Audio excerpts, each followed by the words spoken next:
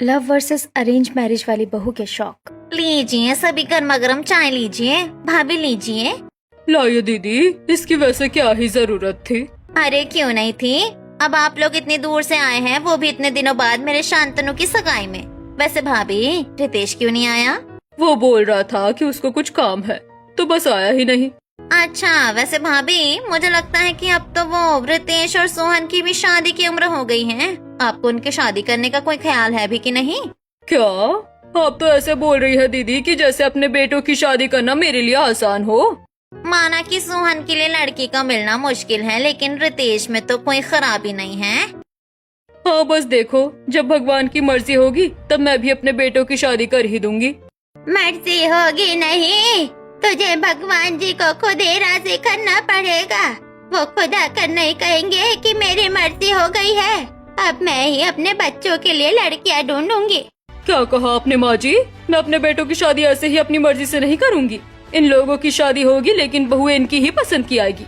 मैं जानती हूँ कि अरेंज मैरिज करके आई हुई बहुएं कैसी होती है, इसलिए मैं अपनी बहू किसी भी अपनी पसंद की लड़की को तो हरगिज नहीं बनाऊंगी। सुमित्रा की बात को सुनकर माहेश्वरी चिढ़ गई और कैसी होती है? तू किसके ऊपर बात मार रही है, बोल। मैंने तो किसी का नाम नहीं लिया माँ जी। अरे अरे सुमित्रा, चलो माँ से इस तरह से बात नहीं करो, और जो होना होगा देखा जाएगा भाई। अभी हमें घर चलना चाहिए। माँ चलिए, आप भी आ जाइए, चलिए। नहीं, मुझे नहीं जाना है, तुम लोग जाओ। मैं कल अपने शांतनु के साथ आ जाऊंगी। ठीक है भैया, माँ कल आ जाएंगी और आप लोग भी रुक जाइए। नहीं, यहाँ माँ जी को ही रोक लीजिए, हम चलते हैं। चल काव्या, और सोहन को भी ले ले। सोहन भाई है कहाँ? वो रहे। प्यारे पर्दे, तुम्हें चोट तो नहीं लगी ना? हाँ भैया चलो घर चले। क्या कहा? तुम मुझे कहाँ ले जा रही हो? कौन हो तुम? अरे नहीं, भैया को तो फिर से दिक्कत हो रही है। अब मैं क्या करूं? भैया मेरा मतलब आओ तो सही, मैं आपकी बहन हूँ। क्या कहा? बहन? ये मुझे क्या हो रहा है? आराम से चलिए। काव्या ने सोहन को पकड़ा, जिसके बाद सोहन काव्या के साथ गाड़ी में बैठ गया। वो बेहोश हो गया था। सुमित्रा और विनोद को उसको देखकर थोड़ा सा टेंशन हुई, लेकिन फिर वो गाड़ी में बैठकर आ गए। गाड़ी चलते हुए में ही सुमित्रा विनोद से बोली, आपकी बहन भी ना मीठी छुरी है, कोई मौका खाली नहीं जाने देती है वार करने का। दिखाई देता तो है सभी को ही कि मेरा बेटा सही नहीं है। अब क्या मैं सभी के कानों में जा जाकर ये बात कहूँ? और एक आपकी माँ है, जब भी शादी की बात आती है तो वो अरेंज मैरिज की ही बात करती है, जबकि वो जानती है कि मेरा अरेंज मैरिज के साथ कितना बुरा एक्सपीरियंस रहा है। सुमित्रा ऐसे बोलकर अपने पुराने दिनों में खो गई। अच्छी नींद आई। ये लोग कौन है? ये तेरी बहू है क्या महेश्वरी? हाँ, बहू तो मेरी ही है, लेकिन पसंद मेरे बेटे की है। तभी तो कहूँ, तू तो ऐसी बहू ला नहीं सकती है। ये लीजिए, ये है मेरी पसंद की बहू कोमल। ये लड़की को देखने से ही पता चल रहा है कि ये कितना ज्यादा अच्छी और संस्कारी है सच में। उस वक्त मेरे अंदर चालाकी नहीं थी, और ना ही मुझे ये पता था कि ये लोग मेरे बारे में ऐसे क्यों बोलते हैं। और मेरी जेठानी वो जबरदस्ती वो बन जाती थी जो कि वो थी भी नहीं। लेकिन कहते हैं ना कि लोगों का असली चेहरा ज्यादा दिन नहीं छिपता। बस ऐसे ही मेरी जेठानी के साथ भी हुआ, और एक दिन उसका असली चेहरा सामने आ ही गया। हाँ, मुझे पता है कि शादी होने के बाद तुम्हारे साथ क्या हुआ था सुमित्रा, और माँ भी तुम्हारे साथ नहीं थी। लेकिन अब बात हमारी नहीं है, हमारे बच्चों की है। इसलिए अब तुम्हें दिल से नहीं, दिमाग से सोचना है। क्या सोचूंगी जी मैं? मेरा एक बेटा दिमागी बीमार है, इससे कौन ही लड़की शादी करेगी? और रितेश, उसका भी कुछ पता नहीं है। देखो, रितेश के अंदर कोई कमी नहीं है, वो ठीक है। तो तुम उसकी शादी उसकी पसंद से करवा देना। हो सकता है कि उसको कोई लड़की पसंद आ ही जाए। और रही बात सोहन की, तो इसके लिए जो भी अच्छा होगा वही हो जाएगा। तुम इसकी टेंशन नहीं लो। ठीक है। सुमित्रा ने ऐसे बोलकर बात को खत्म कर दिया। सुमित्रा एक नॉर्मल मिडिल क्लास घर की औरत थी, जिसके 3 बच्चे थे। उसके 2 बेटे और एक बेटी थी, जिसमें बड़ा बेटा दिमागी मरीज था। उसकी याददाश्त कभी कभी चली जाती थी और कभी कभी आ जाती। वो एक पल एक बड़ा आदमी था, तो दूसरे ही पल एक छोटा सा बच्चा, और उसी की वजह से सुमित्रा परेशान भी रहती थी। अब सुमित्रा के बेटों की उम्र शादी की हो गई थी, जिसमें सुमित्रा चाहती थी कि उसके बेटे अपने हम सफर को खुद चुने, जबकि उसकी सास की ये मर्जी नहीं थी। अब देखना ये था कि सुमित्रा के बेटे क्या फैसला करेंगे। तो फिर चलिए कहानी में आगे चलते हैं। ये रितेश घर में नहीं है और ताला भी लगा हुआ है। अब हम अंदर कैसे जाएंगे? पता नहीं भैया कहाँ होंगे और उन्हें आने में कितनी देर लग जाएगी। भैया भी सो रहे हैं, मैं फोन करती हूँ। एक तरफ सभी रितेश की वजह से परेशान हो रहे थे, तो वहीं दूसरी तरफ रितेश। अच्छा बाबा, अब तो माफ कर दो ना, माना कि मुझे थोड़ी देर हो गई आने में। ऐसे कैसे माफ कर दूं मैं तुम्हें? तुम्हें पता है ना कि मुझे इंतजार करना जरा भी पसंद नहीं है, तो तुम देर से क्यों आए? अभी भी शिकायत है? मैंने तुमने अपने पूरे कार्ड की लिमिट तक शॉपिंग करवा दी है, अब तो मान जाओ। ये भी कोई सामान है इतना ज्यादा सस्ता? तो मैं क्या करूं? 1 मिनट आरती, देखो जरा मेरे घर से फोन आ रहा है। हाँ हाँ, अब तुम कॉल को ही अटेंड कर लो, क्योंकि मैं तो तुम्हारे लिए अब कुछ मायने नहीं रखती हूँ ना। तुम मेरे लिए सबसे ज्यादा इम्पोर्टेंट हो, समझ आया तुम्हें? चलो, मैंने नहीं उठाया फोन, बस अब बताओ कि मैं ऐसा क्या करूं जिससे कि तुम खुश हो जाओ। और शॉपिंग करवाओ।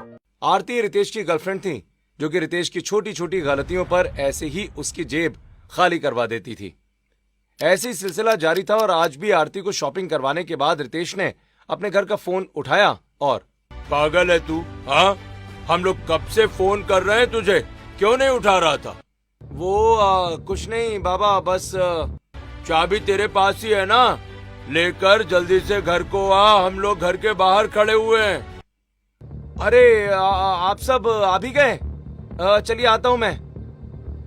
अरे अब क्या करूं, चाबी लेकर घर जाना है, घर तो यहाँ से दूर है और मेरी जेब में तो 1 रुपया भी नहीं बच पाया है। बेचारा रितेश परेशान हो गया, उसकी गर्लफ्रेंड ने उसको पूरी तरह खाली कर दिया था। रितेश जल्दी जल्दी कदम बढ़ाते हुए अपने घर को वापस आया, जिसमें भी काफी देर लग गई, और उसके बाद पूरा परिवार घर के अंदर गया।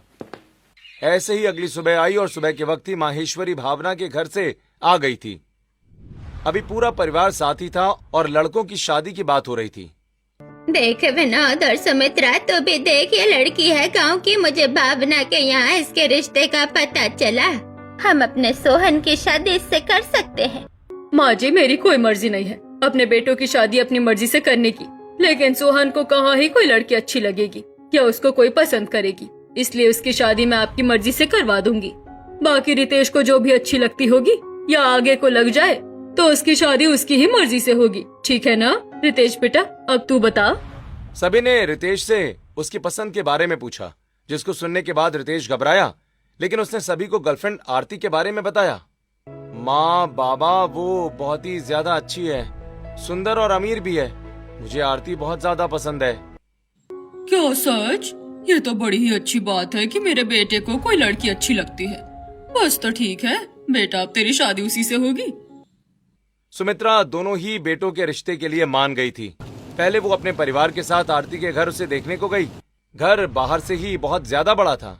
इस इतने बड़े घर के अंदर कोई लड़की रहती है या कोई राजकुमारी? ऐसी अमीर बहू तो मेरे सारे अमीर शौक भी पूरे कर देगी। सुमित्रा के मन में लालच आ गया। वो आरती को देखने गई थी, लेकिन वो उसका घर देखकर ललचा गई। अभी सभी बैठे ही हुए थे कि तभी, रुकिए आप लोग, मैं आरती को बुलाती हूँ। आरती। जी माँ। अरे आज ये कपड़े क्यों बेटा? माँ, रिश्ते वाले हैं ना ये लोग, इसलिए। अब चलो। नमस्ते। ये है आपकी बेटी, सच में बड़ी ही प्यारी है। आओ बेटा, यहाँ बैठो। आरती बहुत ही ज्यादा अच्छी बनने का नाटक कर रही थी, जिसकी वजह से सुमित्रा को वो पसंद भी आ गई और उसका रिश्ता पक्का हो गया। कैसे लगी वो लड़की तुम लोगों को? कैसी लगेगी? लड़की तो वो बहुत ही ज्यादा अच्छी थी, तो माँ जी अच्छी ही लगेगी ना। वैसे मेरे बेटे की पसंद अलग ही है। अब सोहन के लिए लड़की देखने को कब चलना है? कल चलेंगे माँ जी, कल का दिन ठीक रहेगा। सुमित्रा ने ऐसे बोलकर बात को खत्म कर दिया। ऐसे ही कल का दिन आया और आज के दिन पूरा परिवार एक छोटे से गांव में लड़की देखने आया हुआ था। सोहन भी सूट बूट में बैठा था और अभी तक सब ठीक था।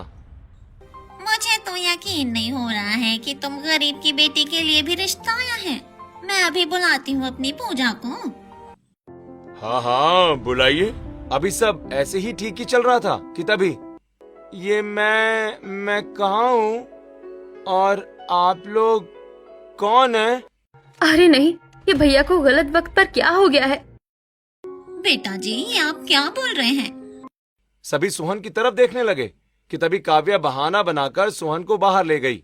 भैया चलो बाहर चलो, मैं जानती हूँ कि आपको मुझसे कुछ बात करनी है। उसका मतलब ये नहीं है कि आप इस तरह से सभी को कंफ्यूज कर दे। चलो चलो। वो लड़का ना हमारा बड़ा ही मजाक करता है। अच्छा अच्छा। राजबाला सोहन की इस हरकत से हैरान हो गई थी, लेकिन वो कुछ बोली नहीं और ना ही उसने पूजा को कुछ बताया, क्योंकि वो लोग गरीब थे। तो उन्होंने इसी रिश्ते को भगवान का तोहफा समझकर अपना लिया। पूजा भी सभी को पसंद आ गई, लेकिन सुमित्रा की इस शादी की कोई खास मर्जी नहीं थी, जिसकी वजह से उसने बस पूजा को बेदिली से ही पसंद कर लिया। 1 महीने के बाद ही दोनों बेटों की शादी थी।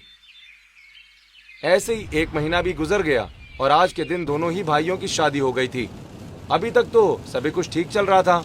दोनों बहुओं का गृह प्रवेश हुआ, जिसमें भी पूजा और आरती के बीच में सुमित्रा ने आरती का ही गृह प्रवेश पहले करवाया। मेरी बहू कितनी ज्यादा प्यारी है, सच में किसी की नजर न लगे। आप भी बहुत ही ज्यादा प्यारी है माँ जी। एक बहू को तो सब कुछ मिल गया, अच्छा मायका, अच्छा पति, और एक की किस्मत फूट गई। ये ऐसे क्यों बोल रही है? मेरे पति भी अच्छे हैं। हाँ, मैं भी ये सोचती हूँ कि वो कौन सी बदनसीब लड़की होगी सुषमा, जो कि तेरे घर ब्याहेगी। हाँ हाँ, वाह दादी, आपने तो सिक्सर मार दिया। माहेश्वरी की बात को सुनकर सुषमा का मुंह बन गया। दोनों बहुएं घर के अंदर आ गईं, जिसके बाद उन्हें उनके कमरों में भेज दिया गया। और मैंने तो कभी नहीं सोचा था आरती कि यह दिन भी कभी सच हो पाएगा। तुम और मैं शादी कर लेंगे। हाँ। सोचा तो मैंने भी नहीं था, लेकिन मेरे घर वालों को तुम पसंद आ गए। घर वालों को पसंद आ गया मतलब? अरे आसान सी बात है, मैंने तो बस टाइम पास के लिए तुमसे प्यार का नाटक किया था। जरा तुम अपनी शक्ल तो आईने में देखो रितेश, तुम कितने काले हो और मैं गोरी चिट्टी। मेरे साथ तो कोई कोरियन लड़का अच्छा लगता, ना कि तुम जैसा काला टोस्ट। तो क्या वो सब झूठ था आरती? वरना तो क्या वो सब सच था? कमाल करते हो, मैं तुम जैसे लड़के को घास क्यों डालूंगी। खैर वो छोड़ो, इस बेकार की शादी में मेरे बाबा ने बहुत पैसे लगा दिए, मुझे 1 लाख रुपए दो। मैंने तो कभी सोचा भी नहीं था आरती कि तुम इतनी ज्यादा खराब हो। सच में? फालतू नहीं बोलो, तुम्हें तो कोई लड़की मिलती भी नहीं। अपनी शक्ल को तो देखो, नाक है या पिचका हुआ टमाटर, और आंखें तो दिखाई ही नहीं देती है। तुम्हारे साथ मेरी शादी बस हो गई है, इसको अपनी किस्मत समझो। हीरोइन मिल गई है तुम्हें, अब पैसे दो नहीं तो। रितेश को आरती की बातें बहुत ही ज्यादा बुरी लगी। वो बेचारा मजबूर हो गया था। उसने आरती को पैसे दे दिए, जिसके बाद वो लेट गई। वहीं दूसरी तरफ पूजा अपने पति के साथ कुछ इस तरह थी। कितना अच्छा घर है, ज्यादा बड़ा नहीं है लेकिन अच्छा है, और ये कमरा तो उससे भी ज्यादा अच्छा है। सोहन जी। हाँ, बोलो। क्या हुआ, आप घबरा क्यों रहे हैं?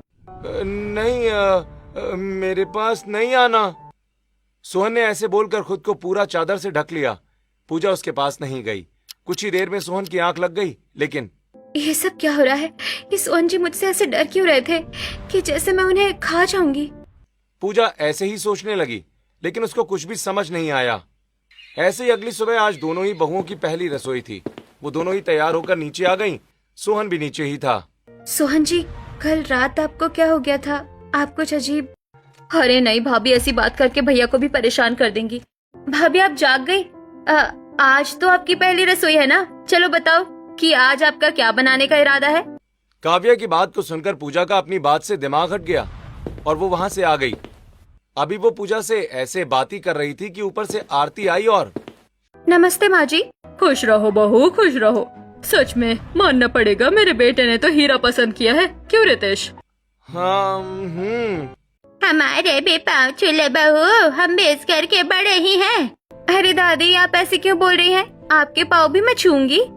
ऐसे ही आरती ने अच्छी बनते हुए सभी के पांव छुए, जिसके बाद इससे पहले कि हम अपनी पहली रसोई बनाएं, मैं सभी को गिफ्ट देना चाहती हूँ। बहू, तू गिफ्ट क्यों ले आई? आज तो तेरा दिन है ना, सभी से गिफ्ट लेने का। हाँ कोई नहीं, ये लीजिए माँ जी, ये आपके लिए, और ये काव्या तुम्हारे लिए, और ये दादी के लिए। आरती ने घर की सभी औरतों को सोने की ब्रेसलेट गिफ्ट की, जिसके बाद वाह भाभी, ये तो बहुत ही ज्यादा अच्छी लग रही है, सच में, है ना? माँ जी, आपको ये कैसी लगी? बहुत ही ज्यादा खूबसूरत बहू, सच पे ये तो बहुत ही ज्यादा अच्छी है, लेकिन बेटा इनकी क्या जरूरत थी? अच्छी तो बहुत है।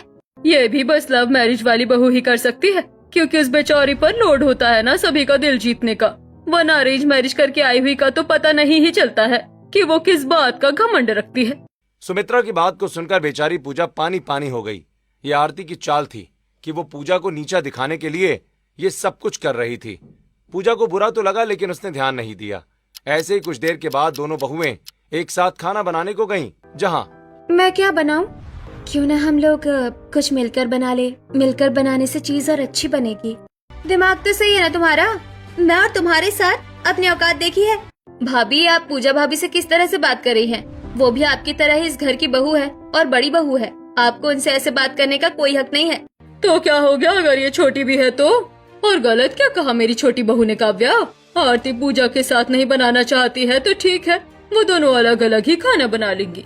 वैसे भी पूजा की सच में ही इतनी औकात नहीं है कि वो मेरी आरती बहू के साथ खाना बनाए। सुमित्रा की बात पूजा के दिल पर लगी, लेकिन वो कुछ बोली नहीं और बस उसने सब खामोशी के साथ सुन लिया। लेकिन अब पूजा इतना तो समझ गई थी कि पैसे को देखते हुए उसके ससुराल में बहुओं को इज्जत दी जा रही थी और आरती पैसे के दम पर हर वो मुमकिन कोशिश कर रही थी जिससे कि घर वालों को अपनी साइड कर पाती। ऐसे ही दोनों बहुओं ने अपनी पहली रसोई बनाई। अभी वो टेबल पर सभी को खाना खिला ही रही थी। अरे सोहन जी, आपकी प्लेट तो खाली है। लाइए, मैं आपकी प्लेट में खाना निकाल देती हूँ। नहीं, मुझे नहीं खाना है खाना। ये तो कल रात की तरह ही बर्ताव कर रहे हैं। क्यों नहीं खाना है? नहीं, अरे नहीं, मुझसे दूर रहो। सोहन को फिर से याददाश्त जाने का दौरा पड़ चुका था। पूजा को इस बारे में कुछ पता नहीं था तो वो कुछ नहीं समझ पाई। वहीं हाँ, मुझे बताया तो था मेरे काले पति ने कि उसका भाई दिमागी मरीज है, लेकिन किस तरह का मरीज है ये आज देखा। ये आपको क्या हो जाता है सोहन जी? आप मुझसे डरने क्यों लगते हैं? अरे भाभी, वो मुझे नमक ला कर देना, और भैया को ना ऐसे ही मजाक की आदत लग गई है। पूजा काव्या को नमक लाकर देने को चली गई। वहीं काव्या ने मौका देखा और सोहन को उसकी दवा सुंघा दी, जिससे उसको नींद आ गई। पूजा जब नमक लेकर आई तो सोहन सो गया था। पूजा को कुछ समझ तो नहीं आया, लेकिन बस उसने फिर से इस घटना को नजरअंदाज कर दिया। ऐसे ही काफी दिन गुजर गए। आरती सभी को महंगी महंगी चीजें देती थी, जिसकी वजह से सुमित्रा ज्यादा उसकी ही साइड लेती थी। ऐसे ही आज के दिन भी आरती पूजा और सुमित्रा के साथ एक मॉल आई हुई थी। क्या हुआ माँ जी, आप कुछ खरीद क्यों नहीं रही हैं? अरे बहू, अब बस मैं तुझे क्या ही बताऊं, मुझे ना अब शर्म आ रही है। तू मेरी बहू होते हुए मुझे कितना कुछ दिलवाती है, जबकि मैं तो तुझे कुछ नहीं दिलवाती। अरे माँ जी, मुझे आपसे कोई शिकायत थोड़ी ना है। चलिए, अब जो दिल करे वो लीजिए, और ऐसे नहीं सोचना। काव्या, तुम भी ले लो। मेरे बेटे ने तो बहुत ही अच्छी लड़की को पसंद किया मेरी बहू बनाने को। सच में आज तो मैं बड़ी ही खुश हूँ। अब जब आप लोगों के दिलो दिमाग में मुझे अपनी जगह अच्छी करनी है तो ये नाटक तो करने ही पड़ेंगे। खैर, अपना सारा पैसा मैं कल रात अपने काले पीले पति से निकाल ही लूंगी। आरती ये सब नाटक किया करती थी। वो आज भी सभी को शॉपिंग तो करवा रही थी, लेकिन उसके पीछे भी उसके अपने स्वार्थ थे। वहीं दूसरी तरफ पूजा घर में ही थी। सोहन भी उसके पास ही बैठा हुआ था। सोहन जी, कितनी देर हो गई है, आप ऐसे ही बैठे हुए हैं। कुछ खा लीजिए, मैं खाना लेकर आऊँ क्या? हाँ, ले आओ। पूजा सोहन के लिए खाना लेने को चली गई। कुछ देर के बाद जब वो आई, लीजिए सोहन जी, खाना खा लीजिए। कौन हो तुम? मुझसे प्लीज दूर रहो। सोहन जी, आपको क्या हो गया है? आप किस तरह का बर्ताव करते हैं? मैं आपकी पत्नी हूँ पूजा। कौन पूजा? मैं किसी पूजा को नहीं जानता हूँ। तुम मुझे मारोगी? क्यों, है ना? मुझे नहीं मारना मुझे प्लीज। सोहन को आज संभालने वाला कोई नहीं था। उसकी ऐसी हरकतों से पूजा खुद डर गई और रोने लगी। उसी वक्त घर में सुमित्रा वापस आ गई थी। सभी घबराकर उसके कमरे में चले गए। और क्या हो गया बहू, तू रो क्यों रही है? ये सब क्या हो रहा है माँ जी? आज आप लोगों को आज मुझे सच बताना ही पड़ेगा। ऐसा नहीं हो सकता है कि मैं हर वक्त सच से महरूम ही रह जाऊं। ये सोहन जी को क्या होता है? ये मुझे पहचानने से इनकार क्यों कर देते हैं? सब कुछ ठीक ही चल रहा होता है कि ये फिर से ऐसे ही करने लग जाते हैं। आज तो आप लोगों को मुझे सच बताना ही पड़ेगा। वो इसलिए भाभी, क्योंकि भैया की दिमागी तबीयत सही नहीं है, वो बीमार है। काव्या की बात को सुनकर पूजा चौंक गई। जिसके बाद पूजा को काव्या ने ठीक से सब कुछ बताया। नहीं माँ, नहीं, मुझे कहीं नहीं जाना है। बेटा वो जगह बहुत अच्छी है, तो वहाँ अच्छे से पढ़ाई करना।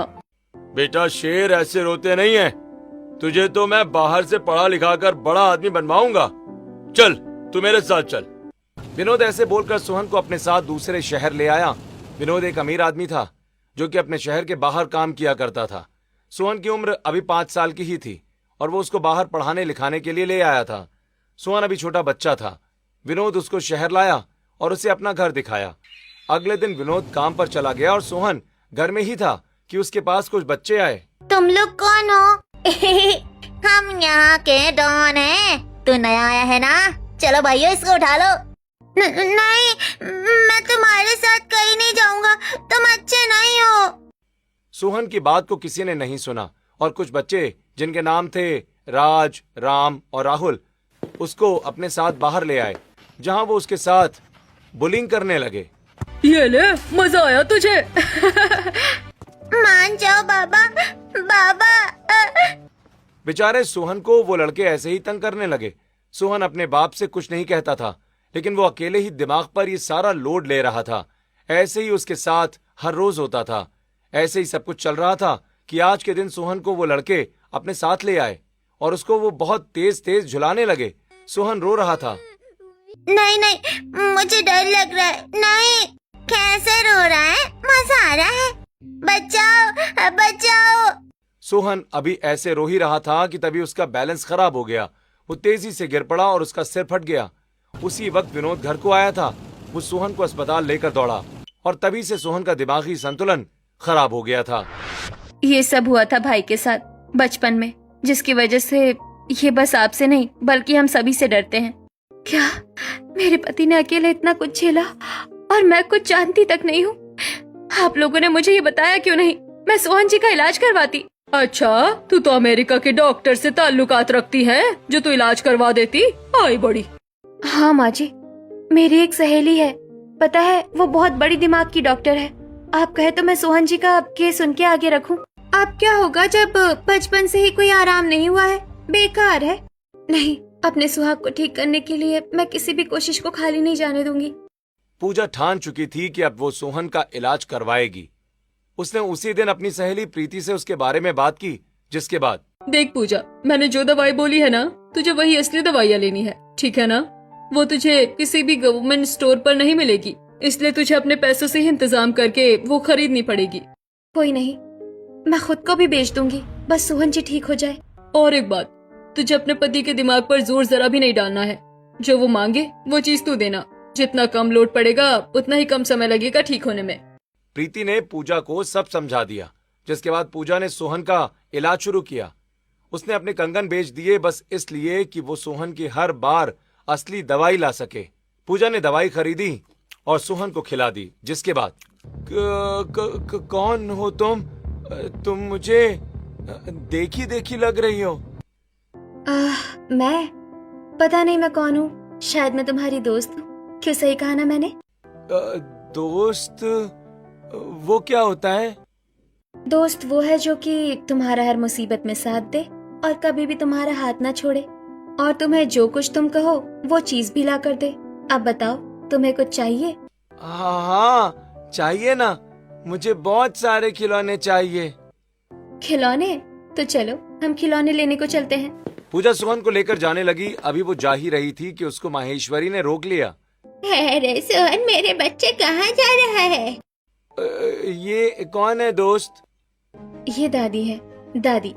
दादी? हाँ मेरे बच्चे, मैं दादी हूँ। ये बता के बहू तो इसको इस हालत में लेकर कहाँ जा रही है? हम खिलौने लेने जा रहे हैं, खिलौने। चलो ना दोस्त। हाँ चलती हूँ ना दादी, मुझे ये सब करना पड़ेगा। पूजा के पास जो भी पैसे थे वो उन्हीं को लेकर सोहन को खिलौने दिलवाने को लेकर गई। सोहन ने अपनी पसंद के खिलौने खरीदे, जिसके बाद वो दोनों लौट आए और सोहन खिलौने से खेलने लगा। कुछ ही देर में उसको नींद आ गई और वो सो गया। सो गए? मैं देख रही हूँ भाभी कि आप कितनी मेहनत कर रही हैं भाई के साथ। आज पहली बार इन 25 सालों में ऐसा हुआ है कि भाई के दिमाग पर बिना लोड पड़े वो सोए हैं, नहीं तो अक्सर वो बेहोश हो जाते हैं। इनके दिमाग को आराम की जरूरत है। वो जब जैसे चल रहा है चलने दो। बस अब सोहन जी का सही होने का सफर शुरू हो गया है। एक तरफ पूजा अपने पति का ऐसे ही ध्यान रख रही थी तो वहीं दूसरी तरफ आरती अपने कमरे में। आपसे मैंने एक हफ्ते पहले बोला था ना कि मुझे 1 लाख रुपए चाहिए। आपने अभी तक वो मेरे अकाउंट पे नहीं डलवाए, क्यों? मैंने क्या ठेका ले लिया है तुम्हारे पैसों का आरती? हाँ, जब देखो तब तुम बस ऑर्डर चला देती हो। इस जबान को ना संभालो, और जैसी बीवी मिली है उसको भी, समझ आया? तुम्हारी औकात नहीं थी मुझे अपनी पत्नी बनाने की तो बोला क्यों नहीं? चाहते हो कि तुम्हारी इस काली शक्ल से जल जल कर मैं तुम्हें तलाक दे दूं? नहीं ना, तो बस जो मैं कहती हूँ करते रहो। अच्छी शक्ल वाला पति तो मुझे मिला नहीं, अब मैं तुम्हारे परिवार पर अपना सब कुछ थोड़ी ना लुटा दूंगी। आरती ऐसे ही रितेश को ब्लैकमेल करती रहती थी। वो सभी घर वालों के साथ अच्छी बन जाती और जब भी उसको मौका मिलता था तो वो रितेश को खूब ही सुनाती। ऐसे ही दिन गुजरने लगे। बीते दिनों के साथ अब 1 महीना और हो गया था। इस 1 महीने में ना पूजा ने सोहन के लिए अपनी फिक्र बदली थी और ना ही आरती ने रितेश से अपना रवैया। ऐसे ही चलते चलते अब सोहन काफी सही रहने लगा था। सोहन जी, आप कुछ खाएंगे? कुछ नहीं, अगर खिलानी है तो अपने हाथों से दवाई खिला दो। सोहन की बात को सुनकर पूजा मुस्कुराई और उसने उसे दवाई खिला दी। अब सोहन को हफ्ते में 1 या 2 बार ही याददाश्त जाने की दिक्कत हुआ करती थी। ऐसे ही दिन गुजर रहे थे और आज के दिन सभी घरवाले इसी बारे में बात कर रहे थे। हम जो 25 सालों में नहीं कर पाए वो हमारी बहू ने 1 महीने में कर दिखाया है। सोहन कितना ज्यादा सही हो गया है। उसका क्या है, मेहनत तो उसकी सहेली जो डॉक्टर है वो कर रही है। नहीं माँ, भाभी भी बहुत मेहनत कर रही है। नहीं, सोहन जी ठीक नहीं होने चाहिए, नहीं तो ये तो मेरी बेइज्जती होगी। सोहन हैंडसम और स्मार्ट है और अगर वो ठीक हो गए तो उनमें तो 36 के 36 गुण होंगे। और मैं ये नहीं चाहती हूँ कि मेरी जेठानी को एक परफेक्ट पति मिले जबकि मुझे काला पीला मिला हुआ है। आरती के मन में शैतान आ गया था। उसने उसी वक्त दवाई के स्टोर में जाकर सोहन की दवाई दिखाई और जो उस दवाई के ऊपर जहर का काम करती उसने उसको उस गोली से बदल दिया। कुछ देर के बाद जब सोहन ने दवाई को खाया तो उसको फिर से याददाश्त का ही दौरा पड़ने लगा।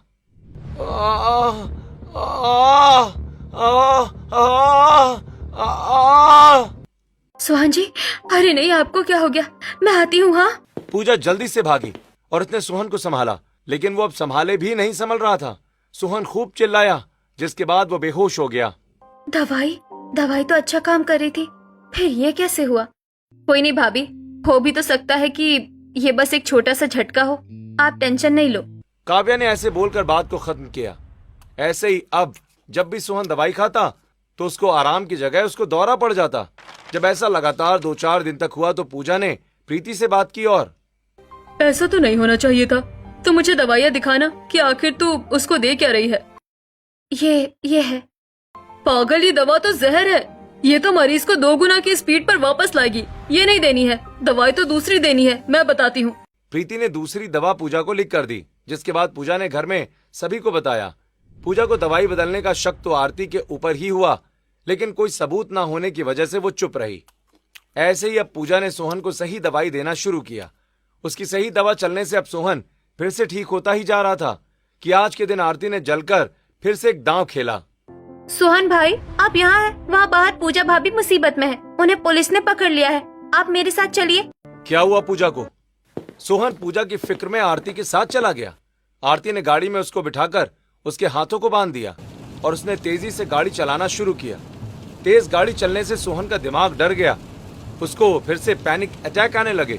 वो गाड़ी में ही चिल्लाने लगा, रोको रोको, कोई बचाओ, रोको ना, प्लीज रोको। आपकी याददाश्त को तो मैं ठीक होने नहीं दूंगी, माफ करना। पूजा ने देख लिया था कि आरती सोहन को लेकर निकली है। पीछे से सुमित्रा, काव्या और रितेश के साथ वो भी उसकी गाड़ी का पीछा करने लगी।